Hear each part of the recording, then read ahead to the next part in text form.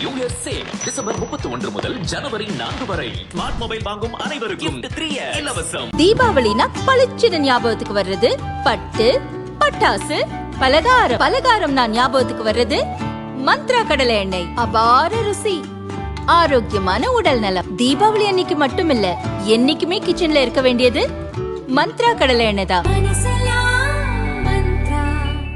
கன்னியாகுமரி மாவட்டத்தில் உள்ள ஒரு கிராமத்தைச் சேர்ந்த 15 வயது சிறுமி குளியலறையில் குளித்துக் கொண்டிருந்தார்.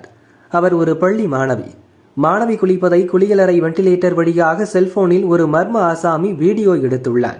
எதேச்சையாக வெண்டிலேட்டரை பார்த்த மாணவி செல்போனை பார்த்து அதிர்ச்சியடைந்தார். சத்தம் போடாமல் நைசாக சென்று மர்ம ஆசாமியின் கையை பிடித்துக் கொண்டு கூச்சலிட்டார். திருடன் குளிக்கிறத படம் எடுக்கிறான் என மாணவி கத்தியதும் ஆசாமி பயந்து போய்விட்டான். போனை விட்டுவிட்டு கையை இழுத்துக்கொண்டு ஓட்டம் பிடித்தான். மாணவியின் அலறல் சத்தம் கேட்டு ஓடிவந்த குடும்பத்தினரும் அக்கம் பக்கத்தினரும் கருங்கல் போலீசில் புகார் அளித்தனர். மர்ம ஆசாமி போட்டுவிட்டு சென்ற செல்போனையும் போலீசில் ஒப்படைத்தனர். செல்போன் நம்பரை வைத்து போலீசார் விசாரணை நடத்தினர். கருங்கல் பகுதியைச் சேர்ந்த 49 வயது கில்பர்ட் என்பது தெரிய வந்தது. அவன் மீன்பிடி தொழில் செய்து வந்தான். அவன் வீட்டுக்கு போலீசார் போனபோது அங்கே அவன் இல்லை, தலைமறைவாகி இருந்தான். கேரளா, கன்னியாகுமரி, சென்னை உள்ளிட்ட பல இடங்களுக்கு போலீசார் சென்று தேடினர். எங்கும் இல்லை.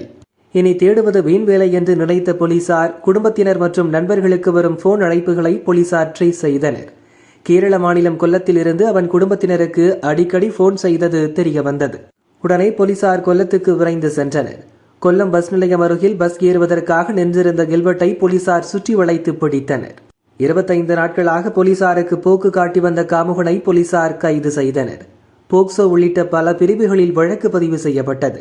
கோர்ட்டில் ஆஜர்படுத்தி நாகர்கோவில் சிறையில் அடைத்தனர்.